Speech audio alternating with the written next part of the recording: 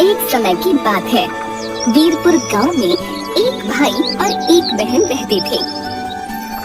भाई का नाम राजेश और बहन का नाम पिंकी था।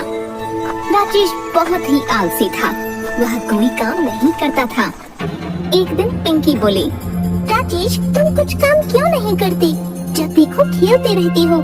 मैं और माँ कब तक तुम्हें ऐसे ही बोलती रहेंगी? तुम भी तो कुछ समझा करो। मेरी मर्जी, मैं जो मर्जी करूँ। मैं तुमसे छोटा हूँ, जो मेरा दिल करेगा मैं वही करूँगा। जब मेरा समय आएगा तब काम कर लूँगा। तभी राजेश की माँ आई। राजेश, ऐसे बात कर रहे हो तुम अपनी बहन से? चलो माफी मांगो, वो तो तुम्हें सही ही कह रही थी। राजेश को गुस्सा आ गया और वह घर से बाहर चला गया। पिंकी भी राजेश को देखकर उसके पीछे पीछे चली गई। तभी पिंकी बोली, राजेश, राजेश, इतने गुस्से से कहाँ जा रही हो? मैं वन में जा रहा हूँ लकड़ी काटने। जब देखो तुम सब मुझे ताने मारते रहते हो। और इसी तरह पिंकी राजेश का पीछा करते करते वन में पहुँच गई। लकड़ी काटते समय राजेश का पैर फिसला और वह नदी में जा गिरा। पिंकी, पिंकी मुझे बचाओ, मुझे बचाओ, मैं बह रहा हूँ। राजेश, राजेश, राजेश, राजेश। राजेश उसी नदी में बहता हुआ चला गया दूसरे किनारे पर। अरे ये मैं कहाँ आ गया? यह किसका महल है? राजेश जैसे ही किनारे से बाहर निकला, उसके सामने एक जलपरी आ गई। ठहर जाओ बेटा, तुम कहाँ जाना चाहते हो? तुम उस महल में जाना चाहते हो? हाँ, लेकिन आप कौन हो? मैं जलपरी हूँ और किनारे पर एक जादुई महल है। उस महल में तुम्हें जो चाहिए वह मिल जाएगा। जलपरी जी, जो भी चाहो, यानी कि खेलना, खाना पीना सब कुछ। हाँ, मैं तो बस उस महल की रखवाली करती हूँ। जलपरी जी, मुझे भी उस जादुई महल में जाना है। मैं कुछ समय अपने घर वालों से दूर रहकर यहाँ रहूँगा। मेरे घर वाले तब मुझे समझेंगे। तुम महल में तो रह सकती हो, लेकिन मेरी इजाजत के बिना बाहर नहीं आ सकते। हाँ जलपरी जी, ठीक है।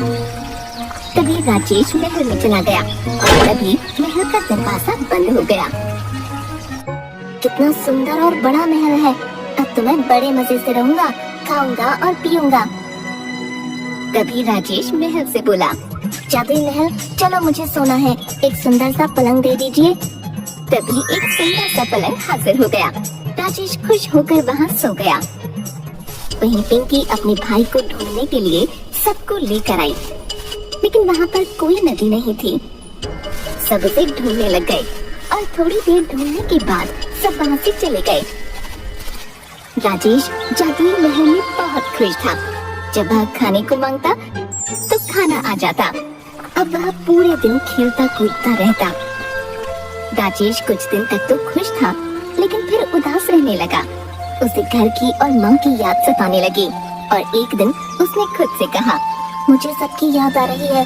मैं इतने दिनों से यहाँ हूँ, सब बहुत परेशान हो रही होंगी, मुझे जाना चाहिए। तभी राजेश महल से बाहर निकलने लगा तो उसे सूर्य का झटका लगा और बहुत दूर जाकर गिरा। राजेश रोते रोते बोला, मुझे जाना है, मैं यहाँ नहीं रह सकता, मुझे जाने दो, मुझे जाने दो। महल बोला, अब तुम यहीं रहोगे, जब जलपरी का आदेश आएगा तभी तुम जा सकोगे। राजेश जोर जोर से जलपरी को आवाज देने लगा। तभी जलपरी आ गई और कहने लगी, क्या हुआ राजेश?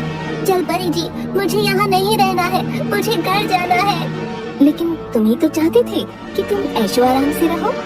नहीं नहीं, मुझे बस अपने परिवार के पास जाना है। मैं अब सब काम करूँगा, अपने घर वालों को शिकायत का मौका नहीं दूंगा। तभी जलपरी ने उसकी बात मानी और जादुई महल से उसे आजाद कर दिया। राजेश दौड़ते हुए अपने घर पहुंचा।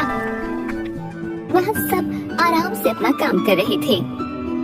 अरे राजेश, क्या हुआ? तुम तो अभी अभी बन गए थे ना? लकड़ी काटने मैं भी तुम्हारे साथ ही थी, लेकिन तुम दिखे ही नहीं, तो मैं वापस आ गई। राजेश सोचने लगा, मैं तो काफी दिन से घर से बाहर था, जादुई महल में था, लेकिन पिंकी ऐसा क्यों बोल रही है कि मैं अभी गया था? राजेश को पता चला कि वह जब तक जादुई महल में था, समय वहीं रुका हुआ था। पिंकी सब कुछ भूल चुकी थी, इसलिए किसी को पता नहीं चला यह सब जादुई महल का जादू है। यह सिर्फ राजेश ही जानता है। अगली सुबह जल्दी उठकर राजेश बाहर वन में लकड़ी काटने चला गया। जब वह लौटा तब माँ और पिंकी उसके पास आए और कहने लगे, राजेश तुम बड़े मेहनती हो गए हो बेटा, हमें माफ कर दो, हम तुम्हें ऐसे ही डांटते थे।